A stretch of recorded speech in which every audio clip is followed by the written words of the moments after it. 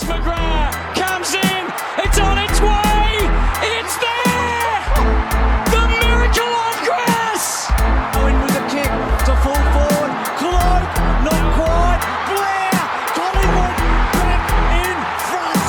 The scene, he delays the give, Franklin, this is Buddy Franklin!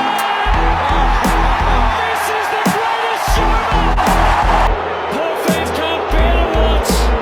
They led by 28 points at one stage, but the perfect storm is erupted. Oh, who else? McDonald,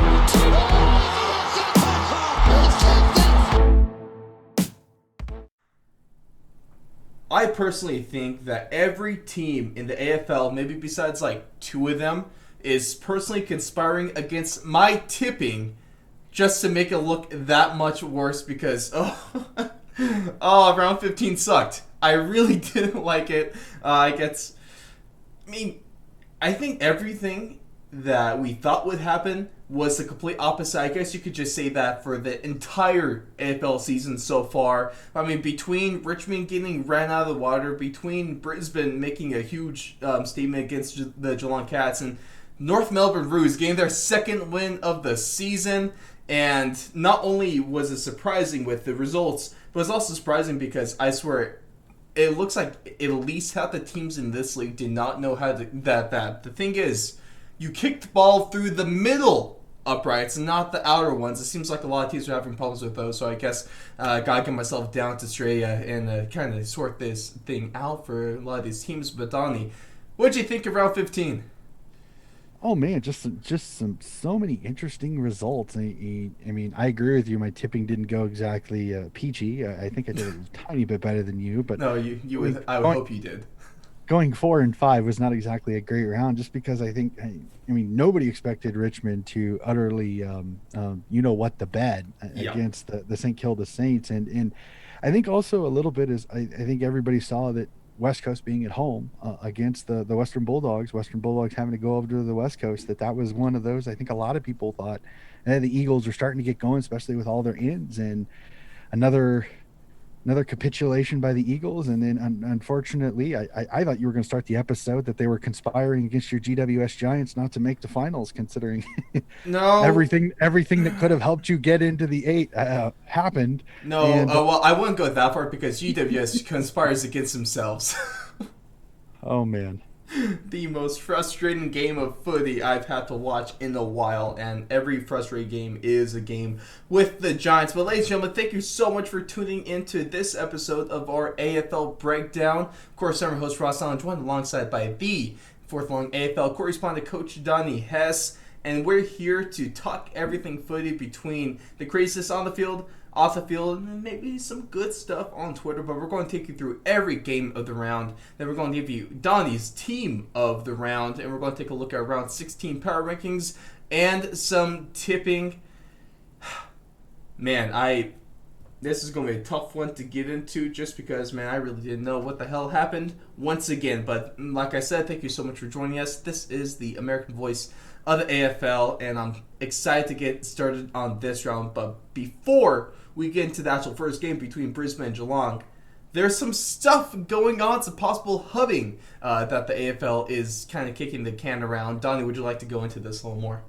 Well, unfortunately, Australia is still dealing with COVID, and unfortunately, this Delta variant is really, really wreaking havoc. Unfortunately, now Western Australia had to shut down. It was the reason why the Western Bulldogs and West Coast Eagles did not have any fans at theirs. Darwin in the Northern Territories has closed down. The South Adelaide has closed its borders. Queensland has several cases, and unfortunately, this all kind of stems out of New South Wales and Sydney having a cluster, and unfortunately, it just wreaked havoc on this week's not only scheduling, but just then so much news after. The North Melbourne team was put into isolation due to one of their stewardesses testing positive for COVID-19.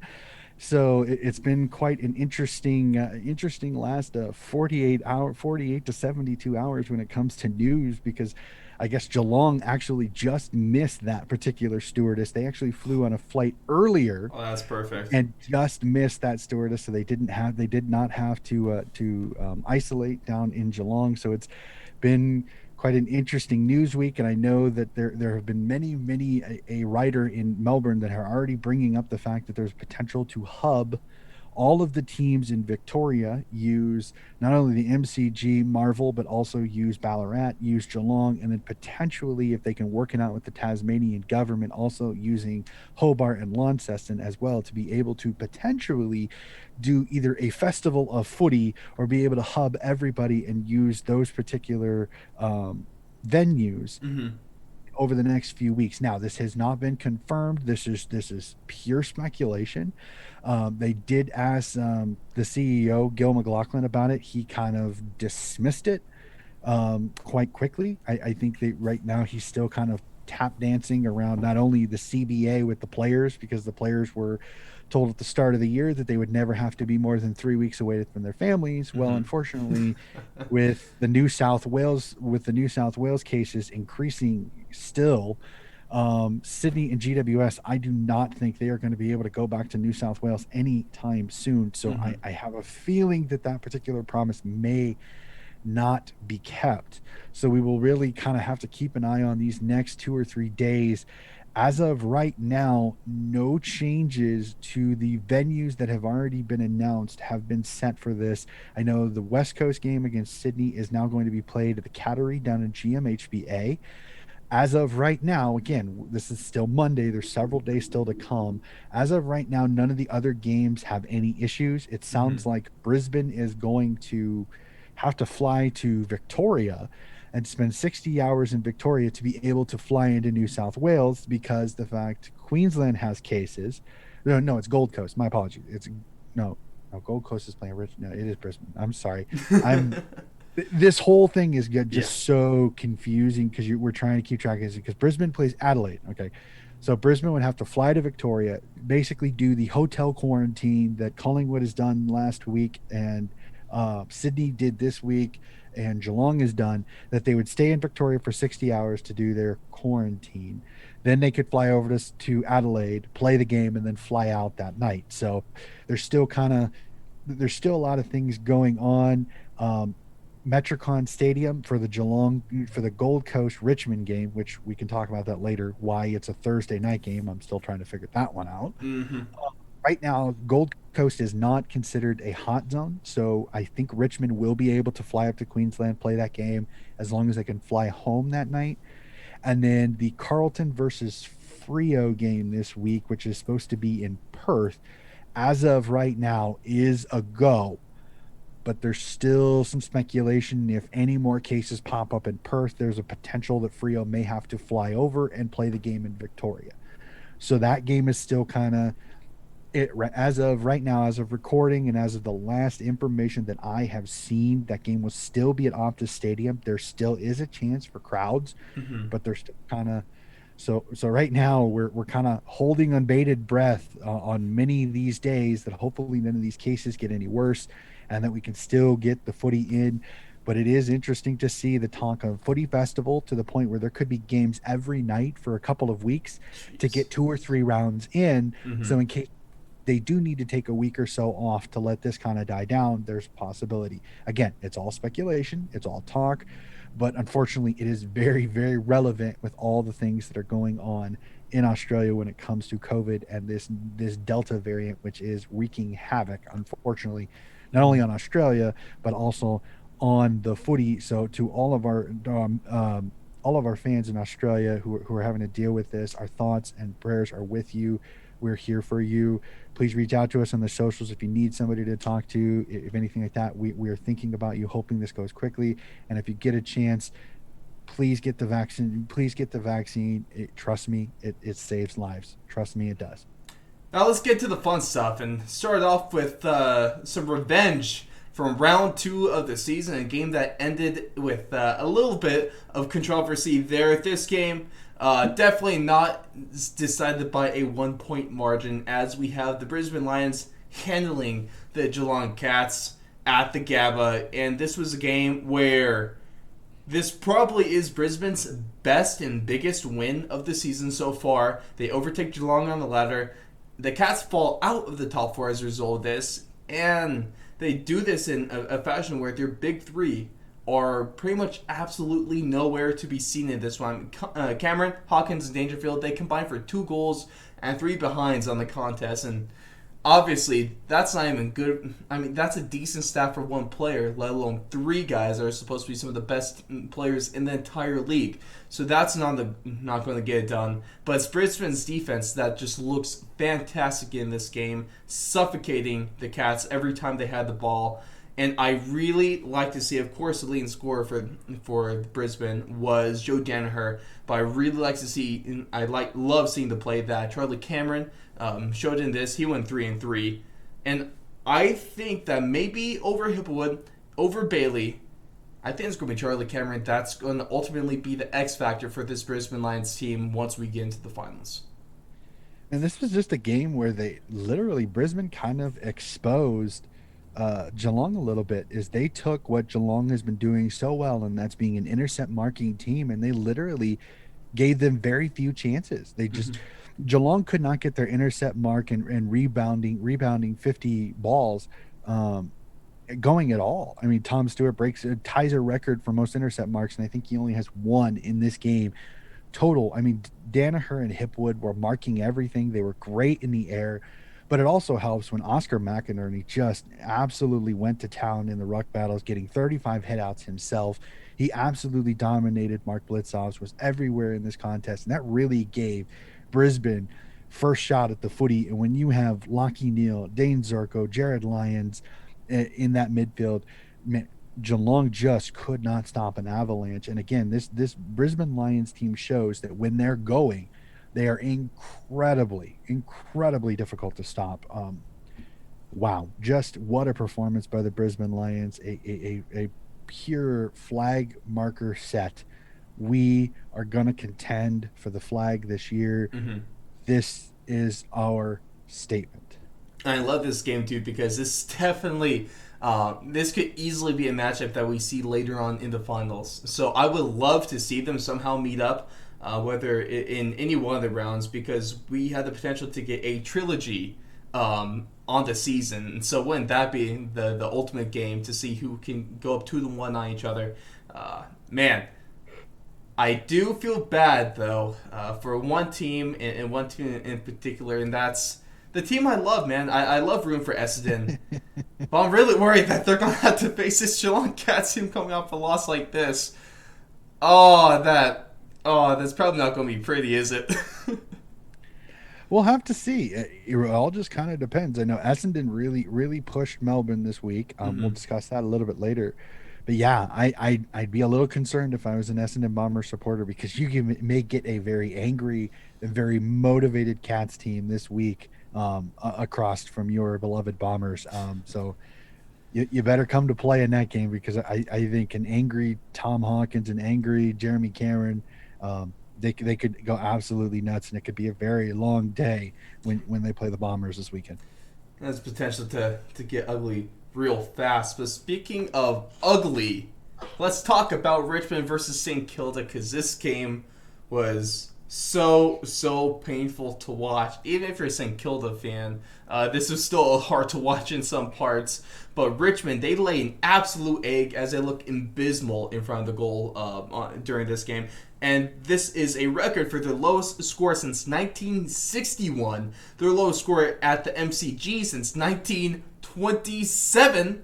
And their 6th lowest score in team history. So with numbers like that, you just know that it is not good.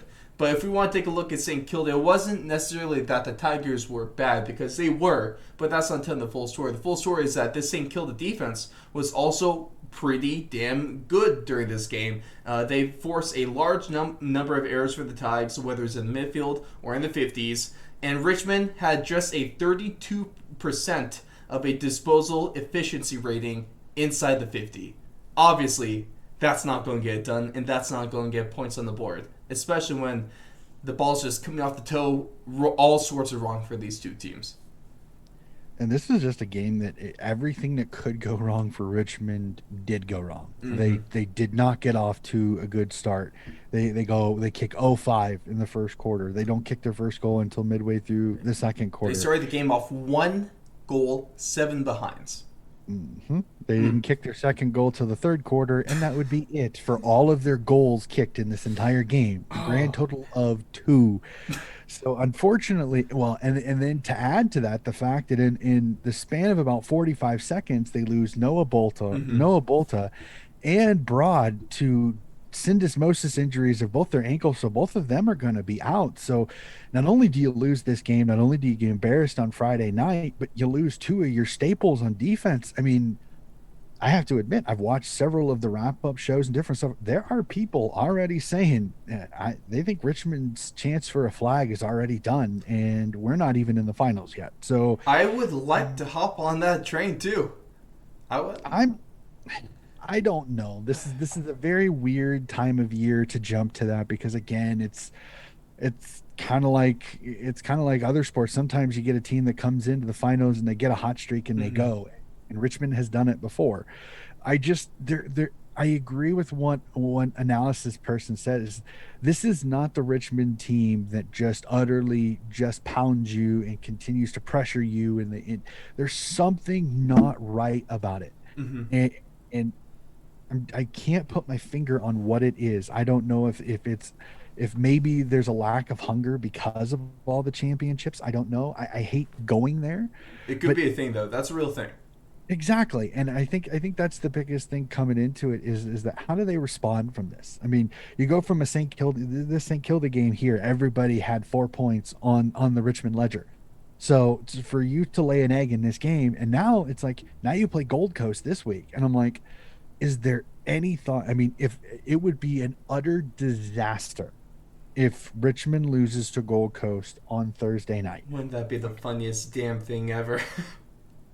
The tweets alone from the Richmond fans would almost be worth watching it. I don't wish it upon anybody, but I'm very interested to see if it does happen, because it literally, Rome would be on fire. I mean, everything will be on fire if that happens. So that'd be so damn good. The weird thing here, man, is with Richmond is that there's whole talk never count out Richmond, but if you're like a fresh fan and you're just looking at this season alone, it's I wouldn't blame them if someone said, no, this Richmond team isn't really that good and they're not going to make the finals. I wouldn't blame them. So the only thing that Richmond really has going for them at this point in time is history. That's all. They don't have anything from this season. So it's so weird to hear this conversation. It is kind of one of those, it's what have you done for me lately type of things. I mean, I think if they haven't had won the titles, like if you just look at this season in a glass box, yeah, there's a lot of people that could sit here and say, well, there's no way this Richmond team's won 3 flags in the last 4 years. There's no way. So it is quite an interesting debate whether or not we can proverbially, as many of the Aussies say, put a line through Richmond when it comes to their flag hopes. Now, they do get a tiny bit of good news besides the loss of Bolta. They could get Vlauston and Lynch back for this game. Now, that doesn't fully help their depleted defensive line, losing Bolta and Broad to syndesmosis injuries. Vlauston will only fill one of those 2 holes, so it sounds like a youngster may get a shot in the back line.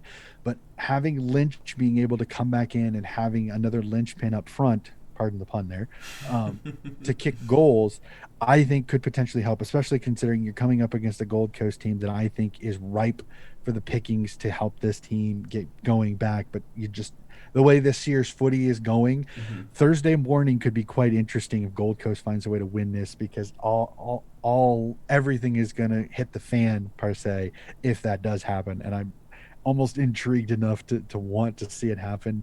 No offense, Richmond fans, but I'd almost be interested to see what kind of reaction we get if the unspeakable of Gold Coast knocking off Richmond on Thursday night footy / morning here footy. So. No offense, Richmond, but Fingers crossed. Let's get into this next game. That was Collingwood and Fremantle. And to be honest, I didn't really have that high of expectations for this game, but it totally blew me out of the water. This is a really fun back and forth game with the Dockers rallying late and spoiling Robert Harvey's first game coaching the Collingwood club. And now the question you really have to ask is with Richmond, I keep on getting all these names wrong. Excuse me, the Fremantle. They've now won 3 of their last 5. They're number 9 on the ladder. They're tied in points with Richmond right now for the 8th spot. They're just about 8 percentage points away from this one. So you really have to ask the question, and then we were kind of looking at this at the beginning of the season, or like the first half of the season, like, yeah, this Fremantle team looks good. They look like they could be contenders, and they just kind of dropped off. Ever since we put them on our power rankings, I feel like we kind of cursed them since then, right? But now they're starting to get back up. They're right there in the standings. And can this Fremantle team actually make the finals?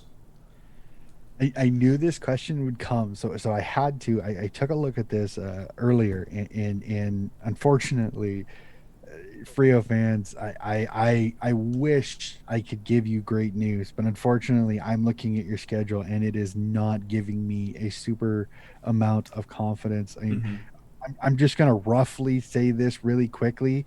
After Carlton this week, they do get Hawthorn, but then they run into this, shall we say, gauntlet of games. Geelong, Sydney, Richmond, Brisbane, West Coast. That's not good. Of 5 weeks in a row. Now, if COVID holds back, okay, COVID is not an issue, they will host Geelong, they will host Richmond, they will host Brisbane, and technically they will be the host team for the West Coast Eagles. Now, you bank a little bit on that they're going to play a little bit better because they have played really well at Optus Stadium. So most of those games, those tough out of a 5 stretch games, only one's on the road, and that's in Sydney, which right now could potentially be in Victoria if things keep going the way they're going. But if they're able to play those games in Optus, there is kind of that thought process of, well, Richmond's kind of struggling. How is Richmond going to be in about 4 weeks?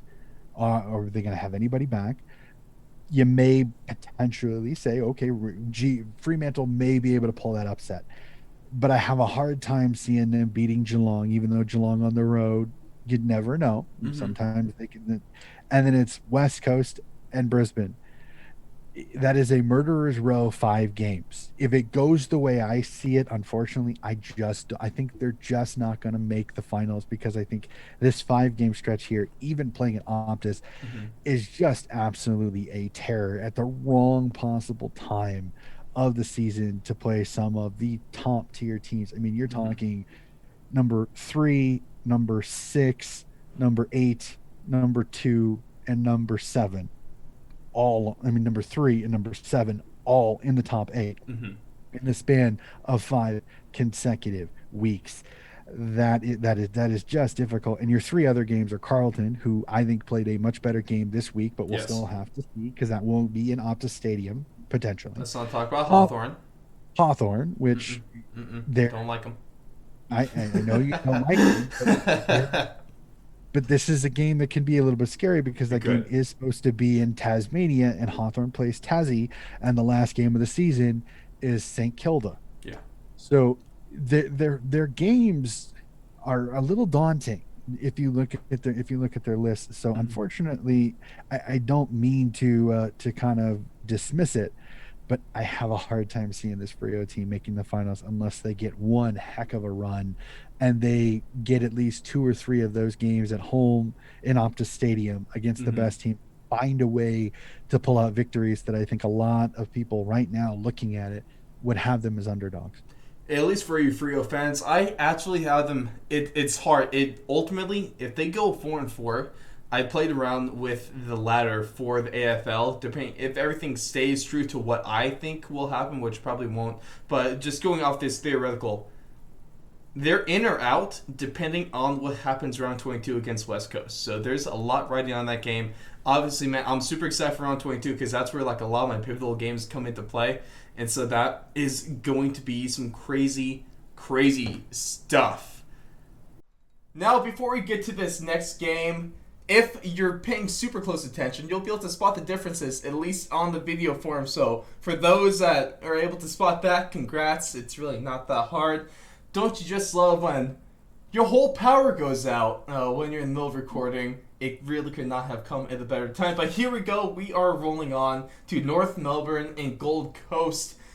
And I kind of like this because on one side, I love rooting for the most underdog team you can in the North Melbourne Roos. They get win number 2. But at the same time, I kind of want to like the Gold Coast Suns and support them. But it's hard to do that when you lose to the worst team in the league. And Gold Coast's history of being horrible at the end of the season continues. They drop it to the number 18 spot. Although it was way closer than it should have been because Roos, they go 9-18 kicking in this game. So, I mean, if you just do half of that, it's a blowout.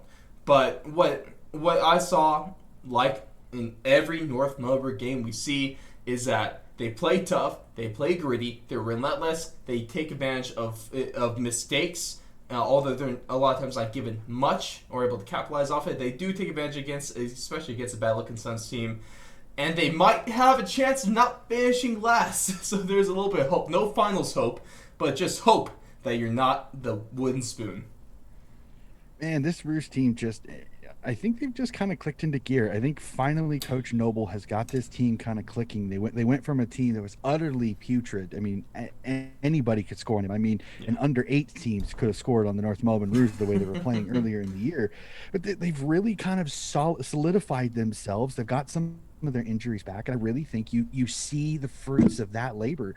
I mean, Jai Simpkin is starting to play really well. Ben Cunningham has played really, really well. Zeeble and Zerha have both been playing amazing for the Roos. So this is really two teams going the opposite directions. You have a North team that really has rebounded after a horrid start to the season, and Gold Coast kind of doing the opposite. They started kind of well, played well, and they just started to kind of do their prototypical fate after round 12. But it's the stat that you kind of brought out is I really look at the third quarter. The third quarter was really where things flipped, because if you look at the whole first half, there really wasn't much more than it wasn't much more than a 3-goal game. But when you look at the third quarter, North Melbourne kicks 3 goals, 7 behinds in one quarter. Gold Coast kicks 1 goal. That's it. That was the quarter there. If North Melbourne puts it between the big sticks, if 3 of those goals go through, this goes from a 9-point game to a 27 to 30 point game. So that really is kind of the difference right now between these two teams, is purely and simply North Melbourne is playing better. They just didn't put it on the scoreboard. This was much more of a rousing win for the Roos than a close game that Gold Coast was in, if you really look at the statistics the way they were. And now the most important part about this game's breakdown, and the thing that all of you I know look so very forward to every single week we do this, is the Gold Coast Suns fan count. And this week, it's definitely going to take, it took a hit last week, it's going to take another one this week. I'll put it 18. 18 Gold Coast supporters after losing to the North Melbourne Roos. Not looking good, but hey, looking forward to next round against Richmond. If they're able to do a little something, kind of like we talked about during the Richmond game breakdown with St. Kilda, who knows? Their stock may skyrocket off of that one. But the next game after this is, I know, this was a really well-played game, and if you throw it back to our round 14 breakdown, Don and I were talking about, when Don must have brought the point where he thinks that there's a really good chance that whoever lost this game would be one of the teams that could fall out of the finals. The other one almost secures their spot within the top 8. And the weird thing was, so I didn't really have a lot of confidence in Port Adelaide to win this game, because they didn't win a single game this entire season against a top 8 team But what do you know? They go out, they get their first win over one of those teams this season as they barely edge out the Swans at the Oval. And while Sydney was able to avoid maybe one of the slower starts that we're almost used to seeing from them, they get off to a good start, but they just kind of lose it in the second. You could see the momentum swing, and it swing hard for Port Adelaide, and that ultimately propelled them to victory. So, kind of what I said in the little beginning of this game, Donnie. Has Port secured their spot in the top 8? And is Sydney now at risk for dropping out? Even though it wasn't a bad game against Port. It was a very well-played game, especially when he had Buddy Franklin kicking 4 goals to boot. But, I mean, Port Adelaide is one of the best goal-scoring teams this season. So, what do you think about this? This was a really, really good game. In my personal opinion, and this is not me being homerish or rose-colored glasses, this was the game of the round. This was absolutely awesome footy. It was played in the wet. It was tough. It was physical. To see both these teams get after it, and you could tell there was some urgency in this game.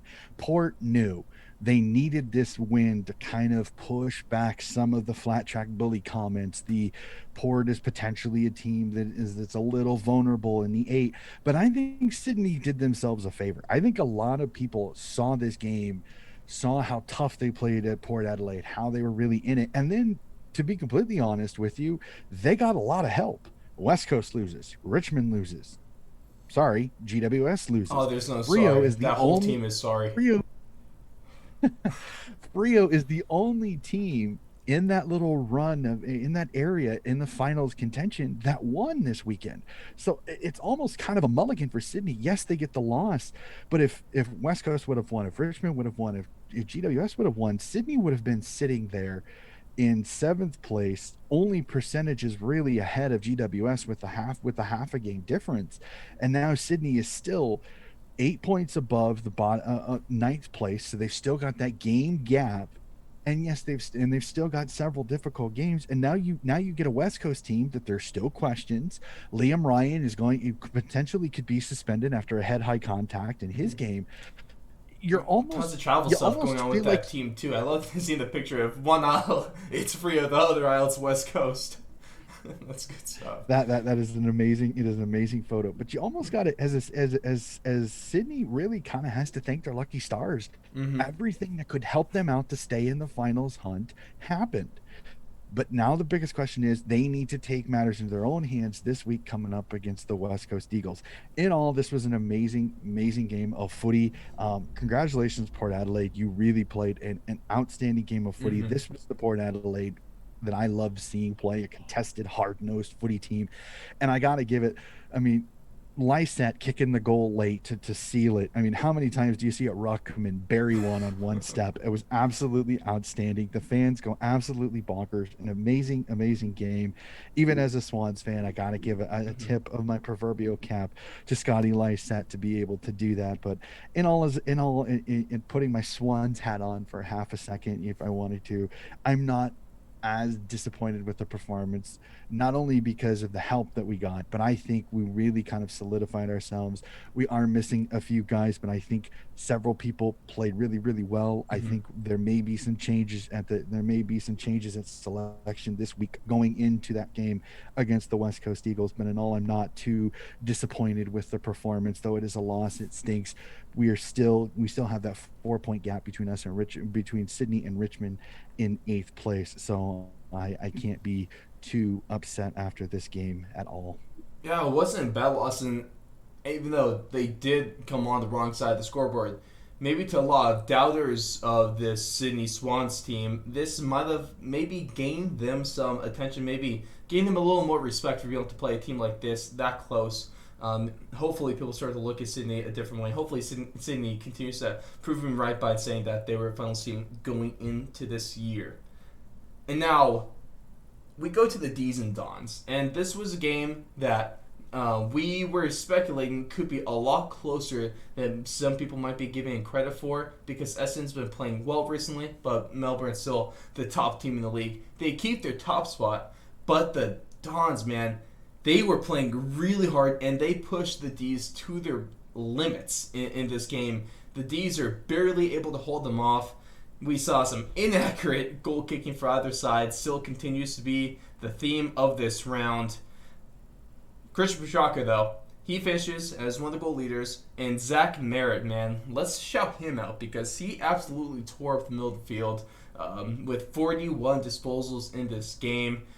And one of the things we have to look like, although the D's are the top team in the league and they deserve that spot, you have to look at what's kind of been worrying a lot of people recently, and that's definitely not their defense. Their defense is by far the top in the league, and that's easily their strong suit.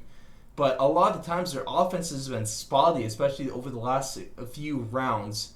And so I still think they're premiership favorites, but it seems like once you get late into the finals against these top 8, top 4 teams, if their defense is nothing less of phenomenal, they're going to have a hard time winning games.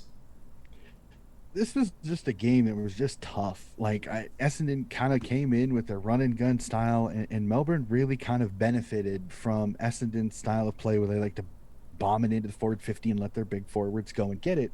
Well, that suits Lever and May to a T. They're such great intercept markers that I think that really caused the Dons a lot of headaches, because what they were used to getting in some of the other games, they couldn't.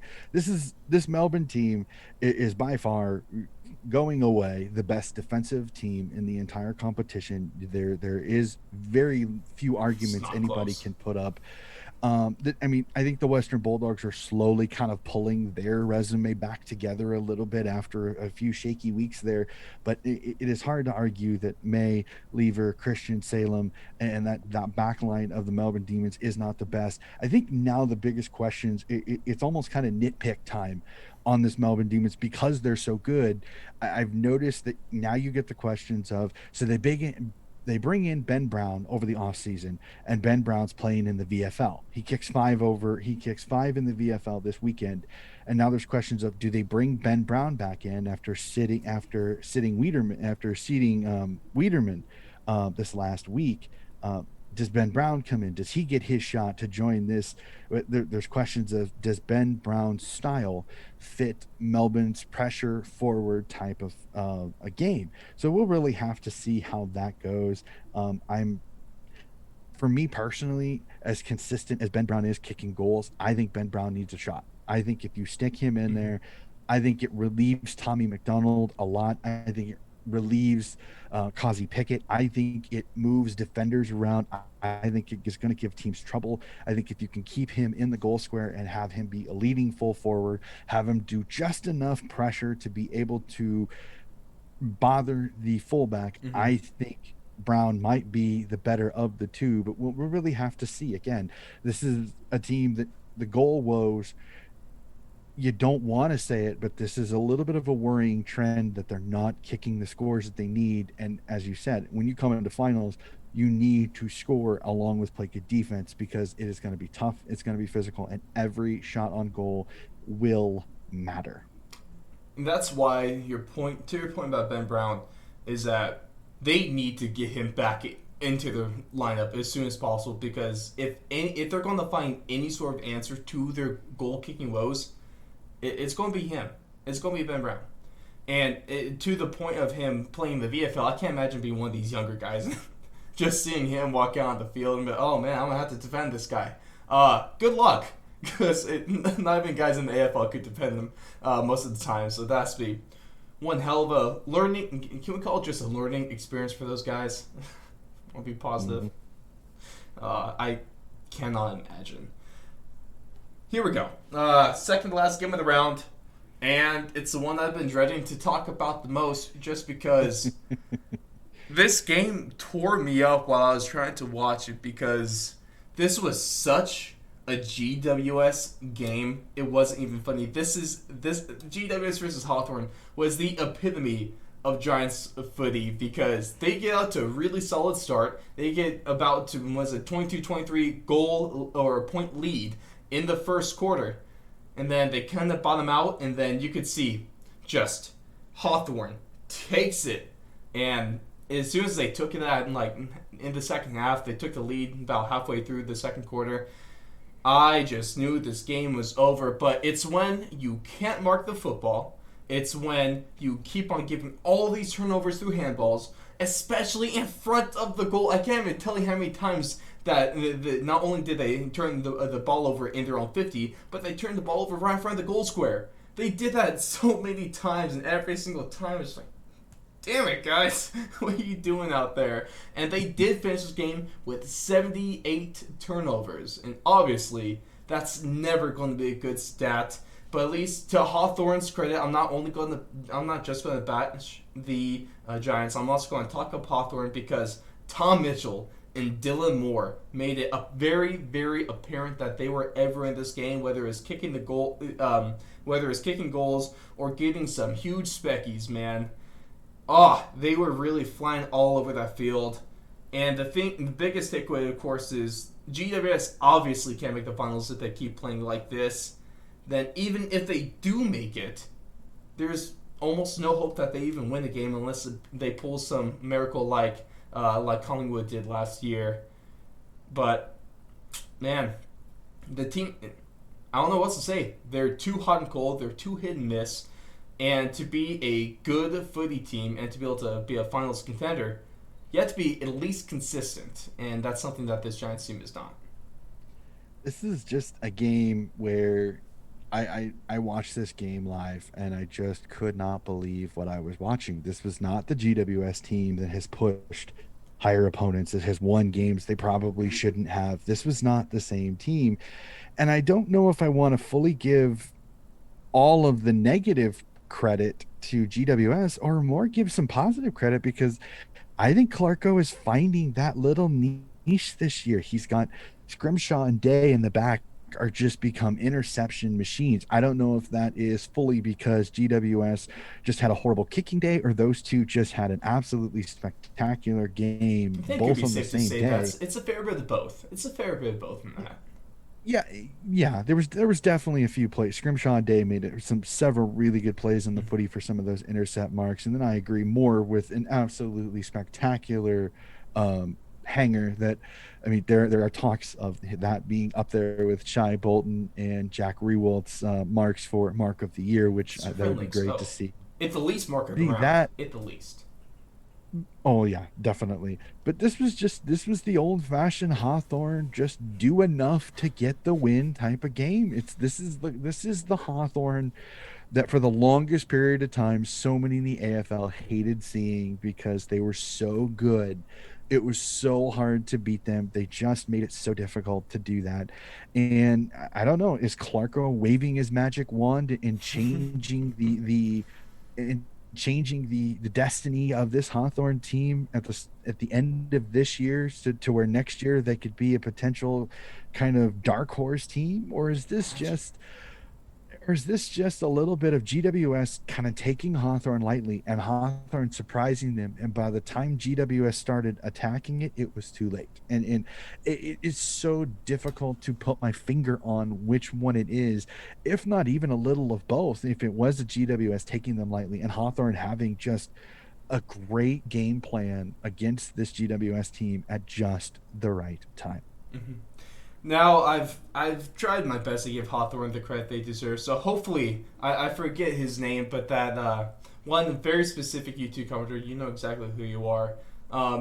Hopefully this has been enough to appease you for this. He definitely made me eat my words for at least a little bit, so congrats. I'm sure he's going to be smiling when he listens to this.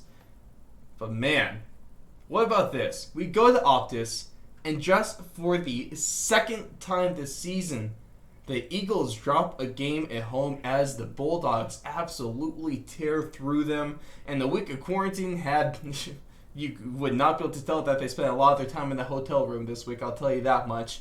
And while West Coast, they did keep it close until about halfway through the fourth quarter, and then it was just all Bulldogs at that point, and the game was over in a heartbeat.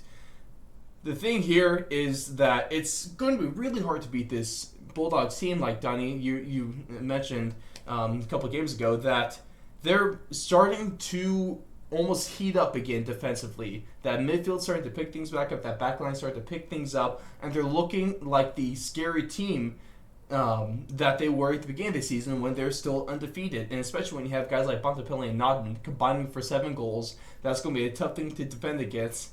And it also doesn't help when the Eagles' top stars, and like that big three that they kind of rely upon, was pretty damn quiet, almost similar to what the Geelong Cats' big three looked like this year. Their top scorer ended up being Oscar Allen, but he only had a couple here. I think he also had one behind on that one.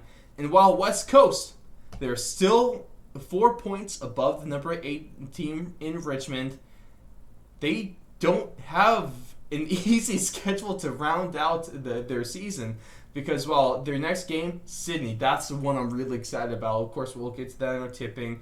They do have a decent stretch between North Melbourne, Adelaide, and St Kilda, but then you have a team that I'm always worried about in Collingwood. You got Melbourne, you got Fremantle probably playing for their finals lives at this point, and then you finish off the season against Brisbane.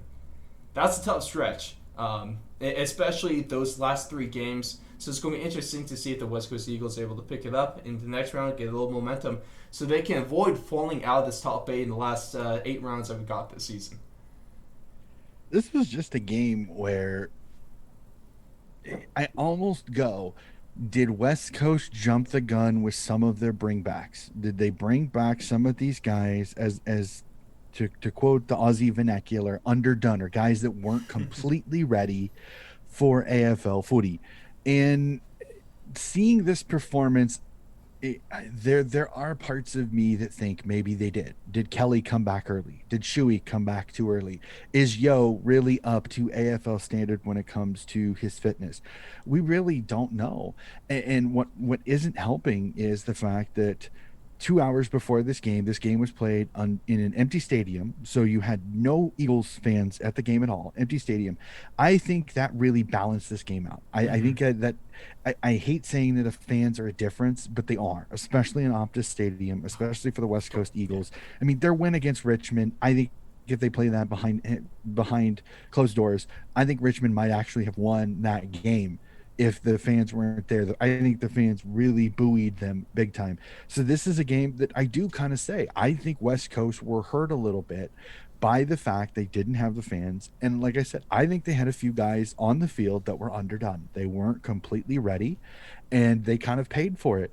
I mean, and now the worst part is, like I said earlier with Sydney, is it sounds like Liam Ryan may be out this week due to suspension, due to a head-high contact in this game against the Bulldogs, and he's been a linchpin for them. Yes, now, what do you think talked about that suspension real quick? I don't mean to interrupt you, but I just want...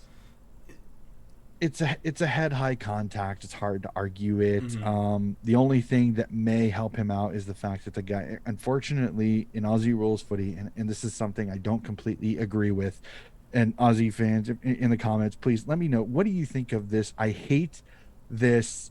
It depends on what happens to the opponent. If the opponent gets hurt, then there's most likely a shot you'll get suspended. If they don't get hurt, you have a better chance of getting off.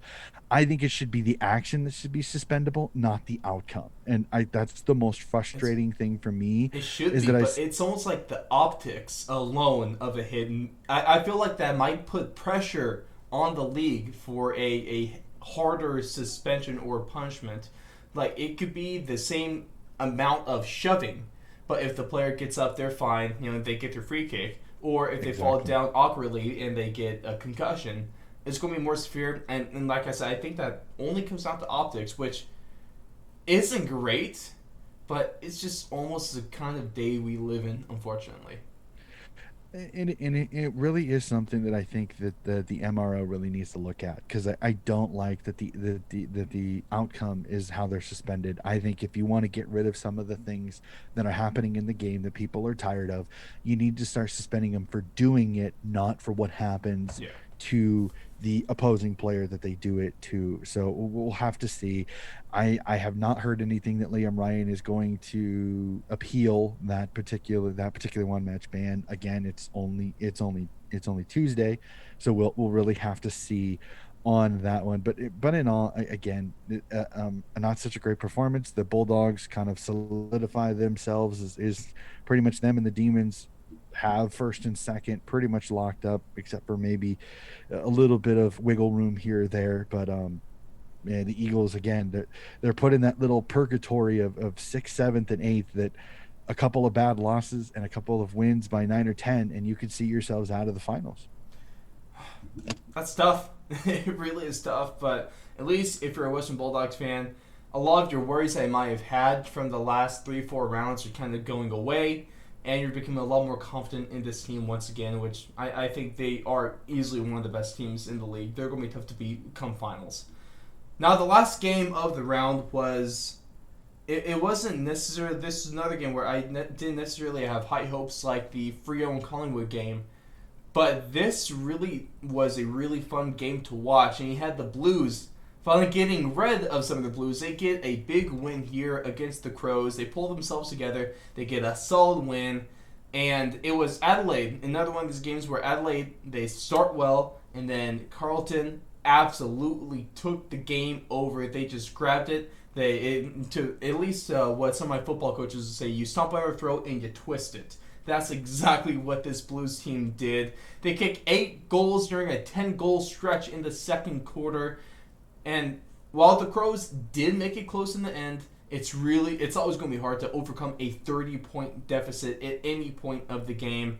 And my biggest takeaway here is something I've been saying for a number of weeks now, is that the Crows, like when it comes to this offseason, I think their top priority should be getting a second goal scorer to go along with Taylor Walker, because they really only have a chance to win if Big Tex is on, And during their attempted comeback, you could see that who was the one kicking the big goals, and 9 times out of 10 it was Big Tex. They were obviously trying to do anything to get the ball in his hands so he can kick those goals for them. And he puts up 3 in this game. He still has a really good chance to win the Coleman, too. So he's at 40 right now. After Harry Mackay kicked another 2 in this game, he's still the leader at 43. But Big Tex can't do everything for you guys. And that's the only signs of success I have, is when he kicks 3 or more. This was one of those games. It was kind of a little bit of a trend breaker, because this was one of those that, for me, previous weeks, it's the reason that I tipped Adelaide in this game, because the Crows were good for some kind of severe meltdown in the backline and giving up 4, 5, 6 goals in a row. But they really kind of, I think, Lockie Jones and Wiedering and Adam Sod, my gosh, what a game by Adam Sod. I mean, wasn't that guy just everywhere? Listening to the game broadcast, he could be right. for. Yeah, listening. I mean, sorry to interrupt you. I didn't mean to do Exactly. that, but listening to the game broadcast, half the names you heard was Adam Sod. Yeah, he was absolutely dynamic in this game. It was so hard not to see him. He was always involved. Cripps has a great game. Walsh has a great game. As you said, Harry Mackay, all their stars came to play. So this was the performance I think a lot of people have been expecting all year, that this team has the stars and the skills and the ability to be an absolute nightmare.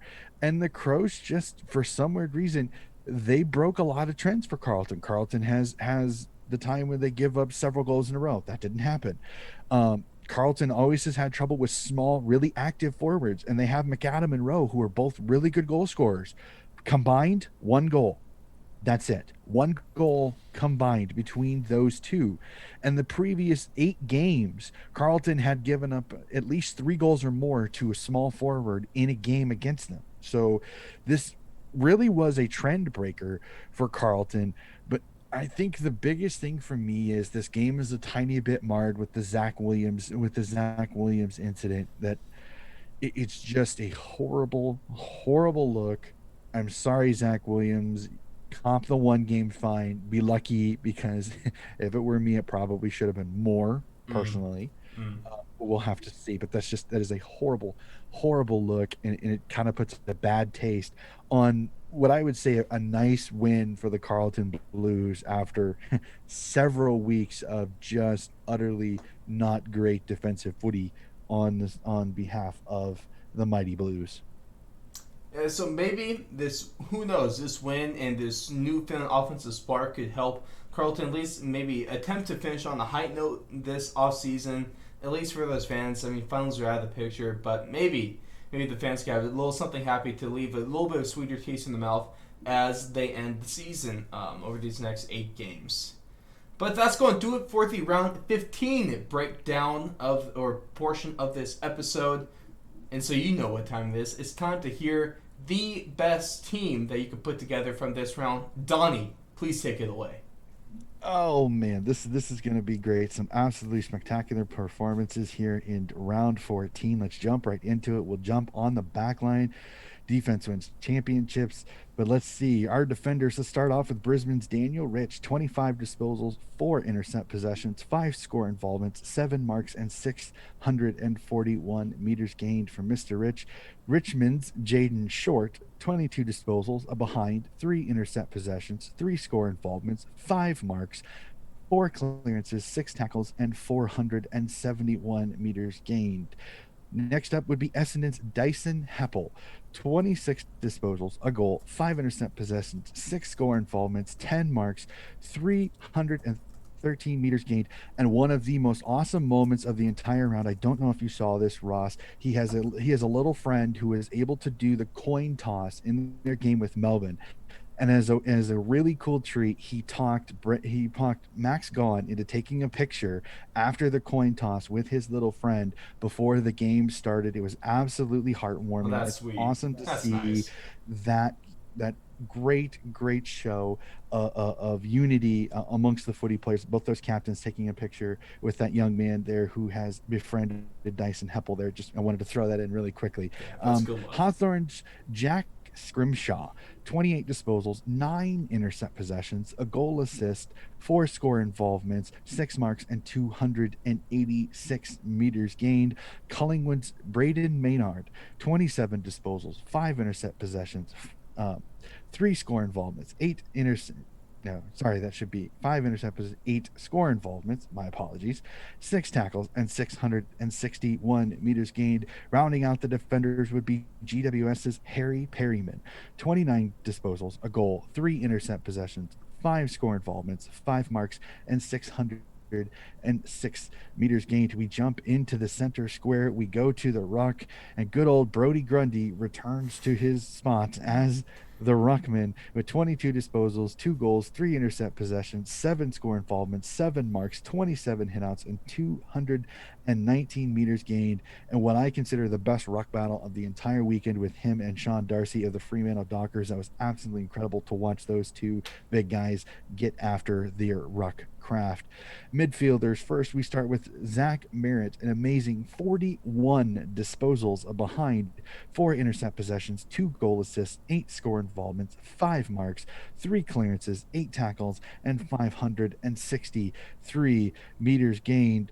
Hard to argue this man is not the Brownlow favorite as we speak. Western Bulldogs, Marcus Bontempelli, 29 disposals, 3 goals, a behind, 5 intercept possessions, a goal assist, 9 score involvements, 4 marks, 10 clearances, 7 tackles, 514 meters gained. Sydney's Luke Parker, 34 disposals, a goal, 7 intercept possessions, 4 score involvements, 6 marks, 7 clearances, and 229 meters gained. Melbourne's Christian Petrarca, 26 disposals, 2 goals, 8 score involvements, 6 marks, 4 tackles, 398 meters gained. Rounding out the midfield would be St. Kilda's Luke Dunstan, 32 disposals, a goal, 3 intercept possessions, 6 score involvements, 4 marks, 11 clearances, and 667 meters gained. Going to the forwards, you mentioned him earlier, Sydney's Lance Buddy Franklin, 16 disposals, 4 goals, 2 behinds, a goal assist, 10 score involvements, 3 marks, and 362 meters gained. Brisbane's Joe Danaher, 14 disposals, 4 goals, a behind, 8 score involvements, 6 marks, and 420 meters gained. The Western Bulldogs' Aaron Naughton, 15 disposals, 4 goals, 2 behinds, a goal assist, 8 score involvements, and 9 marks. Fremantle's Rory Lobb, 17 disposals, 3 goals, 2 behinds, 9 score involvements, 8 marks, and 331 meters gained.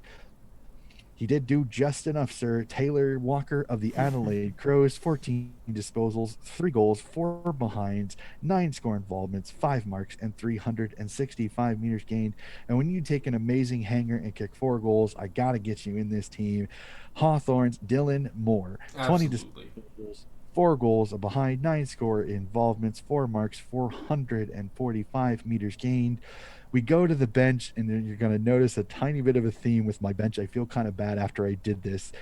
Port Adelaide's Scott Lysett will be our ruck, 14 disposals, a goal. And as I said earlier, when you kick a game-winning goal, I'm going to have to get you in my team of the round. That's why Scotty Lysett finds himself on the bench. 5 intercept possessions, 3 score involvements, 5 tackles, 38 hitouts, and 223 meters gained. The defender, also from Port, Dan Houston, 18 disposals, a goal, 5 intercept possessions, a goal, assist, 5 score involvements, 6 marks, 7 tackles, and 327 meters gained. The midfielder, also from Port, Travis Boak, 29 disposals, a goal, 5 intercept possessions, 5 score involvements, 3 marks, 8 clearances, 8 tackles, and 456 meters gained. Our forward, unfortunately, is not from Port. I almost did it. North Nick Larkey, 16 disposals, 3 goals, a goal, assist, 5 score involvements, 8 marks, and 221 meters gained for the Roos forward. And that, sir, will round out my team of the week. Port Adelaide fans, I know I got all 3 on the bench. I almost got them in the set, but at least I got them in there. 3 great performances by 3 really solid Port Adelaide players there. And now on to the last couple sections of the episode, whether we're going on to our round 16 power rankings, and then the subsequent tipping, which hopefully goes a little better this round. Guess we'll see. But power rankings first, and what's this, Tony? Like, 5 or 6 rounds in a row where we have the same 5 teams just in different order. I do love it, though. I guess what they say, great minds think alike. And it's almost hard to argue with some of these positions. And it's hard to argue against these teams. Like, it seems like the top 5 is pretty set every round. It's just about where you feel they belong. So both of us, of course, they still are at the top. The Brisbane Lions are the best team in the AFL. And then we still had the Demons, the Gats, and the Western Bulldogs on here. But Geelong kind of took a little bit of a hit this round after losing a good, good-ish? No, They, after losing a bad game to the Lions, why did they drop all the way to 4 for you from number 1 last round? I think it's just the putrid performance. They just did not play really, really well. And it doesn't help that the Western Bulldogs and the Melbourne Demons both won. So, I mean, I couldn't put them down to 5. I mean, Port's had a few kind of rocky performances here before, so I really couldn't drop them all the way down to 5. I put Geelong in 4th. I have the Western Bulldogs. I mean, when you have such an impressive win on the road at the West Coast, yes, it wasn't the crazy environment that it could have been. I got to give the Dogs a little bit of credit. The D's, after coming back from the bye week, they haven't been as impressive as I really think they should be. So that's why I've got them in 3rd. So that's kind of my thinkings on that is just Brisbane is just playing so well. Such a great performance against the former number 1 power ranking team for me. The Doggies' great performance, I think, is the reason I put them 2nd. Melbourne in 3rd again. I think they're still going to jump up. I think there's still going to be a little bit of fluctuation. I'll settle the Cats in for 4th. They're still a really good team. It's 1 loss. And then I have Port there in 5th. I think Port with a really, really good game, and with Richmond, Sydney, and West Coast all taking a loss. Freo only going 2 of their last 5. Port was the natural number 5 for me. Yeah, it's one of these times. It feels like the last number of rounds where it's obvious who the top 4 are, but that 5th team, it's really the best of the worst. Essentially, is when you're looking here. But for me, Geelong lost to the hottest team in the league right now, so I bumped them down from 1 to 3, which it's mostly because I still have more confidence in Geelong right now after this round than I do over the Western Bulldogs, although that they look great, like we mentioned. I still think Geelong's a little more proven. Love Melbourne in number 2 because they have by far the best defense, and defense wins championships, at least in most of the sports I watch. We'll see if that correlates here to the AFL this season. Their offense is still a little spotty for me, but I still like the team as a whole. They're number 2, and Port Adelaide for me number 5 for essentially the same reasons that you gave. If you're looking at form, they're one of the only top teams that won this round, and they have one of the better looking records over the last 3, 4, 5 rounds of footy. But would love to see what you guys think. So going over to our socials at Twitter at Fourth Long Radio, Instagram at Fourth Long Radio, and leave your comment on that one to see yes, no. Also, who has the best list? Because it's always nice to throw a little bit of friendly competition in there. It never hurts. But Donnie, let's go on. Let's cap this thing off with our round 16 tipping. And I already said, hopefully it goes better for me. You also didn't have the best of rounds, but obviously it was way better than mine. So I'm not going to say anything against you. So here's the wishful thinking that it goes better for both of us here in 16. And we're going to start it off with the first game of the round, which is going to be the Gold Coast Suns and the Richmond Tigers taking place at Marvel. So Richmond fans, cry your eyes out, but...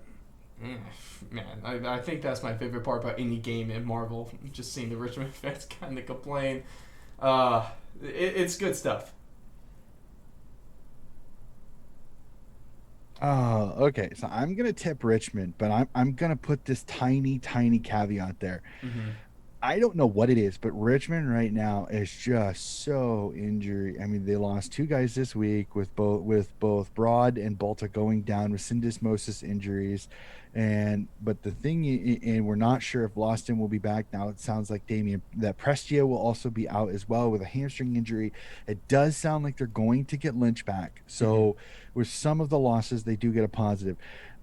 I'm gonna tip Richmond, but I'm gonna put that caveat as, don't be shocked if Gold Coast is in this game. I just have this really weird feeling that this is that Gold Coast gets out of Metricon, they get to go down, they go to Marvel Stadium, which, as we've kind of previously, we'll do the little bit of the cheap shot. I mean, our Richmond fans going to show up. It's Marvel Stadium. Heaven forbid we go the extra kilometer. Guess we'll see. I'm hoping that Richmond shows up and shows why they are one of the best teams. But if they don't, I mean, this is a Thursday night primetime game. If I'm Stewie Doo, I get his young kids just absolutely riled up to get after the best possible shot you have to beat Richmond at this present point. I think Richmond wins this, but I will not be shocked at all if Gold Coast is in this game. If it wasn't for Gold Coast's track record of sucking late in the season around this time, I would love to tip them. Unfortunately, I guess I have to go off of history, where Richmond, I guess you can never count them out, unfortunately, and say that phrase through my teeth. And Gold Coast always sucks at this time of the year. So I'm going to tip Richmond, but like you, Donnie, I wouldn't be surprised, but I'm also really hoping that the Suns actually pull it off. And before we move on to the next game, while we're still on the topic of Richmond, I want to give a shout out to Twitter follower Brett Lee, Richmond supporter, because he, man, I swear you Aussies always have something good to come back with. He said something to the effect of "Don't poke the bear" when I was making a joke about Richmond supporters whining about being a Marvel. So consider yourself poked. He goes on to say, consider yourself sending a copy of the 2019 Grand Final. So Awesome. I'll give him that one. It was a cheap shot, but so was my poking fire at Richmond. So I love that stuff. That was a good one. Next game though, right now it's set to take place with Geelong still as a home to the GMHBA in Victoria. Geelong Cats, the Essendon Bombers, and while if Geelong won against Brisbane, I would love to tip Essendon, but I am worried that the Cats are coming out, kind of like I mentioned in the game breakdown of this, that they're going to come out pissed off, they're going to come out hungry, and unfortunately Essendon just might not be the best time to play this Cats team. This is a game I'm extremely excited to watch because I want to see what Cats team shows up. Do we get a Cats team that, as you said, they're angry, they're upset, they really want to kind of show the league that the Brisbane game was a one-off, that it wasn't there?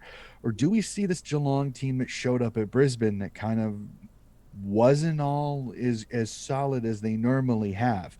If the Geelong team that shows up that's angry, Essendon could be in for a long night, because the biggest question will be is, can their defense hold up to the absolute avalanche that could be Cameron, Hawkins, and Gary Rowan? But I'm going to caveat this one as well. Essendon is young. They get after people, and they're going to push this older Geelong team to the brink as much as possible. Cardinia Park will help out the Cats because they won't have to run as much. It is a short ground, so that will help them. I think this is close. I think this is under 2 goals. I'm going to tip Geelong in this one, but Essendon, I think, is a real hot crack in this game. I'm really excited to watch this one, because this one could definitely be a game of the round contender just by what you could see happening. Hands down. The next game is going to take us on over to the MCG between Melbourne and the Giants. The Demons win this. It's probably not close because their defense is going to destroy this recently awful GWS offense, and I have no confidence in this game. Oh, man, I'm going to tip Melbourne. But this is just the round where some of these games are just, they're intriguing, because you don't, again, what GWS shows up? Is it a lackluster GWS that played Hawthorn? Or do we see a GWS team that kind of comes out wanting to kind of stick it to the Victorian media, who are like, well, you lost your shot of making the finals because you couldn't beat Hawthorn? Well, Melbourne's not exactly in the greatest form right now. They're winning games, but they're not exactly in the greatest of form, if we're being completely honest with ourselves. So I think GWS is in this game. I agree with you. I think Melbourne wins this. Mm-hmm. But another one, there will be no shock factor if GWS is in this game, and maybe even finds a way to pull the upset. Appreciate the hope you're giving me, Donnie. At least one of us could be optimistic about this team at this point in time. Adelaide Crows and the Brisbane Lions at the Adelaide Oval. I just don't think that the Crows offense can't keep up with Brisbane scoring, quite frankly. So I'm very comfortable with picking the Lions in this one. I think they stay hot, and they stay the hottest team in the league. This is a game we're really keeping an eye on right now, because the South Adelaide government has still not completely ticked off Brisbane coming in. Brisbane has flown down to Victoria. They're trying to set up their isolation so then they can fly into South Adelaide, just like the Swans, Cats, and Collingwood have done over the last 3 weeks. Fly in, play, fly out. Well, we're going to keep an eye on that. That along with the location of the Carlton Fremantle game is still kind of, it hasn't completely 100% been confirmed that it will be at the Adelaide Oval. So I really want to keep an eye on it. I agree. I think Brisbane just has a little too much firepower up front. Taylor Walker's got to kick 7 or 8 to keep Adelaide in this, unless Shane McAdam and Rowe have a really good game as well. But that Brisbane defense, they may not be star-studded like Lever and May at Melbourne, but they just get the job done. I think they get the job done here. I think Brisbane wins this one, 3 or 4 goals in this one. Now, at least the AFL website still has Optus Stadium listed as the home place for Fremantle and Carlton. Is that still, or were they leaving Perth? It is not going to be in Perth because Freo and West Coast have flown to Melbourne. Right now. The game is up between Launceston down in Tasmania and GMHBA Stadium. When they play will depend on where it's played, and it's kind of again, they will need special exemptions to go into Tassie with the government's help. They're pretty sure they can do that. The other question is, do they have the video equipment to be able to broadcast the game from Launceston? Because I guess they had it for the Bombers Hawthorn game, and I guess it was sent back to mainland Victoria. Really? So if they need it, that's a funny problem to have. It's a very there's some very interesting. If it were up to Fremantle, I know the Fremantle brass and the upper above have stated that they would prefer to have the game in Launceston because it would kind of even out the game instead of it being in GMHBA or at Marvel, due to that would be a lot closer for Carlton fans to get there, since this is supposed to be a road game for Carlton out at Optus Stadium. So right now this game is still a tiny bit in flux on where it is going to be played. It will be either played Saturday afternoon, I think it is, down in no Saturday night in GMHBA, or Saturday afternoon if it is played in Tassie and Launceston. So obviously that does change things a little bit since it's not Optus. Fremantle obviously plays a lot better there. Even though it will be closer to maybe more of a neutral site kind of field, I still like the Dockers. I still like the hotter streak that they've been on. And I can't expect this Carlton team to have back-to-back successful offensive games. They haven't done it this year, so I don't have... There's nothing to show me that they can do it again.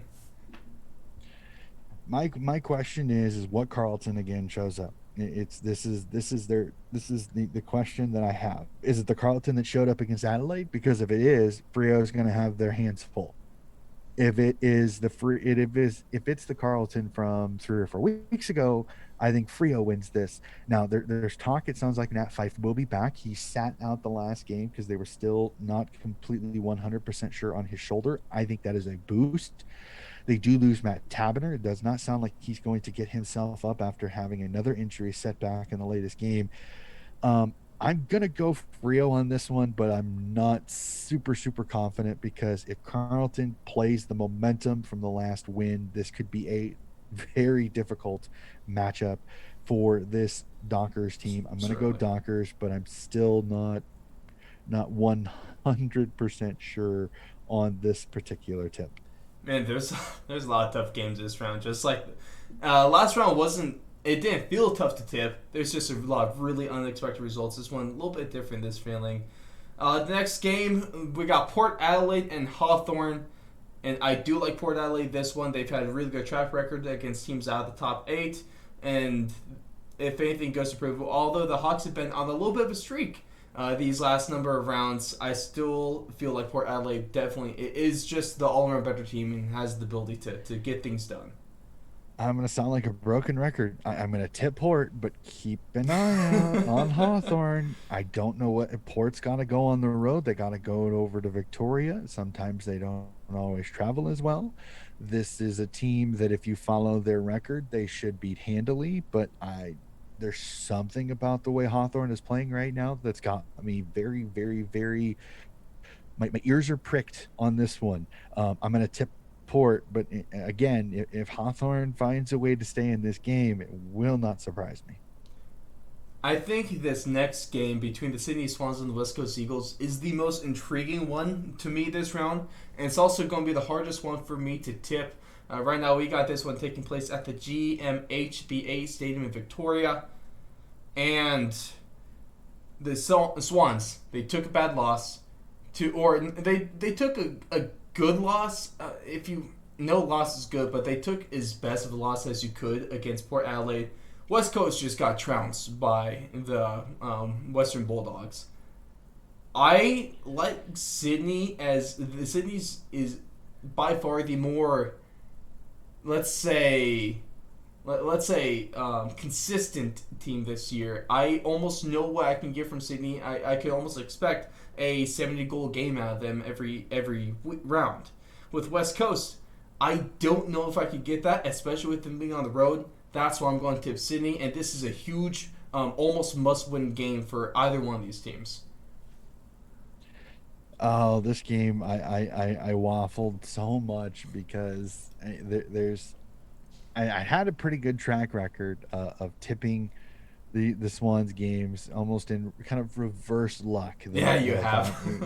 when they were underdogs, I tipped the favors, and Sydney would find a way to win.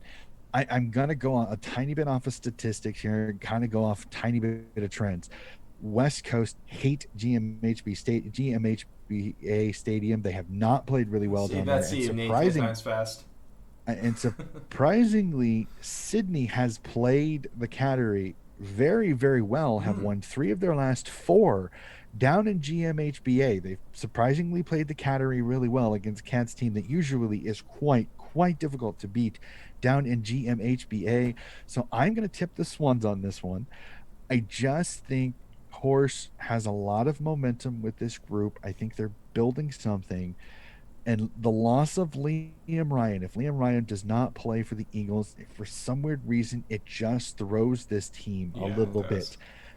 I'm kind of banking as a Swans fan on Shuey and Yo and Kelly are still a little underdone, and that Joey Kennedy, Luke Parker, Rowbottom, hopefully if Warner is potentially back this week, I don't think so. I think he'll still be out, that the Swans midfield can kind of get up on him a little bit. I'm very, very fascinated with the Tom Hickey versus Nick Natanui matchup, since Hickey played at West Coast last year as Natanui's backup. So I'm very fascinated to see, did he learn any tips on maybe how to take down the giant that is Nick Natanui in the ruck. Yeah. I will be absolutely fascinated. My favorite part about this for me is that this game is at a decent 10 p.m. Not too bad. start time for me on a Saturday night, so it'll be incredible to be able to watch my Swans and not feel like I can fall asleep halfway through the first quarter. I'm in ecstatics that this game is when it is. I think it will be a fascinating watch. Here we go. Isn't that going to be a good one? And the second to last game of the round is going to be between the Collingwood Magpies and the St. Kilda Saints. And this is an interesting one to me just because the Saints win against Richmond with that.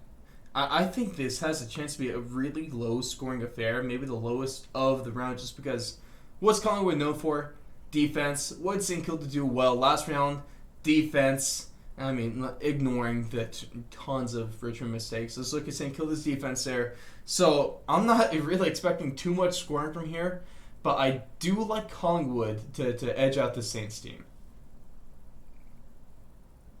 The return of Brody Grundy and Taylor Adams, I think, really helps them. They had a few things just not go their way in that Fremantle game. I think they really played really well. St. Kilda is just too inconsistent for me to sit here and say they're going to bounce back from they're going to bounce from this Tigers game and get all this momentum and win 2 or 3 games in a row.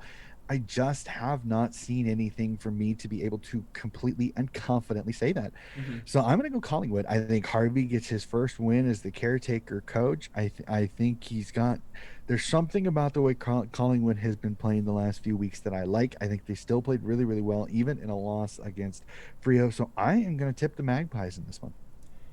And while the North Melbourne Roos have been playing teams hard, and they've been having close games, most recently against Brisbane a couple rounds ago, they almost pulled a surprise there. There's always that chance with the Roos and pulling a surprise win, but I cannot pick against the Western Bulldogs in a game like this. It's impossible, quite frankly. Oh man, we get the matchup, the return matchup from earlier in the year when the North Melbourne Roos got absolutely spanked 167-39. And I don't think I'm jumping off too high a limb to say I do not think that scoreline is going to be anywhere close to this. I think North Melbourne stays in this game. I think the Western Bulldogs class will run them over in the fourth quarter. I don't see this as a 100-point loss. I don't even see this as a 50-point loss. I'm thinking 6 goals max, 30 points max. I think North Melbourne has improved their play that much. I think they stay in this. Again, this is not full-fledged 100% Western Bulldogs. They're still without Dunkley. They're still without Chalor. This is not the same Western Bulldogs team, and this is definitely not the same North Melbourne Roos team. I think North stays in this game for at least 3 quarters, and I think Western kind of puts a few up late and makes it a little bit more of what you would think the game between North Melbourne and the Western Bulldogs. But I will tip the Bulldogs, but I think the Roos will stay in this one. Really curious about this one. Wouldn't this be one hell of a team to pull the upset against and get your 3rd win on the season? But ladies and gentlemen, that's going to do it for our round 15 breakdown of the AFL season. Thank you so much for listening all the way to the end. We really do appreciate each and every one of you, whether it be the larger percentage that is in the States, whether it be a pretty good chunk of you that are all the way over in Australia. We really do love and appreciate you. And of course, for any one of those like 20 countries that we're found in, your support really does mean the world to us. And to that point, I mean, it's going to be Independence Day coming up this weekend, so I hope all of our American fans have a great time grilling, loving the country, and just having an all-around good time. Try not to blow your fingers off with some fireworks, because obviously that's something we want to avoid. I mean, I know you Aussies, we both share a common theme in breaking away from the British, so although it might not be your Independence Day from them, go on now and almost like I'm not giving you permission, but encouraging. Go celebrate with like your cousins across the pond are doing, because I mean, who doesn't love a snag? Snag. That's the word. That's the word I was looking for, you guys. We're going to enjoy our hot dogs. You enjoy your snags, and we're going to have a good time. But Donnie, to cap things off, your thoughts on round 15 in one word or phrase. Round 16 this week is, oh man, I want to put it out there. I don't know what it is. I have the word upset. I love it. There's something about this. There's something about this round. I don't know. I have this weird feeling that this could be another week of upsets after last week's round, that I'm almost concerned to the point that I have this feeling that there could be a ton of upsets this week, which would be, the latter will look quite interesting going into next round. And before I throw it away, I just wanted to do this tiny little thing. I talked to Ross off mic a little bit before. Keep an eye out, ladies and gentlemen, for a new episode of Donnie's Disposals. Yours truly has pulled something. I have a very special surprise. I have a special guest interview tomorrow actually, from recording. I don't want to give anything away, but let's just safe to say I have a very awesome interview I have set up for tomorrow, and it should be here very, very soon. I cannot wait to share it. Just a tiny tease for you. A new Donnie's Disposals will be out, I'm hoping, very soon. I am extremely excited to hear the recording from that, man. I really can't wait. Super pumped that you're able to get this, and I'm sure everyone is going to love this one. But ladies and gentlemen, we love you all. Hope you have a great rest of your day, and we will see you after round 16.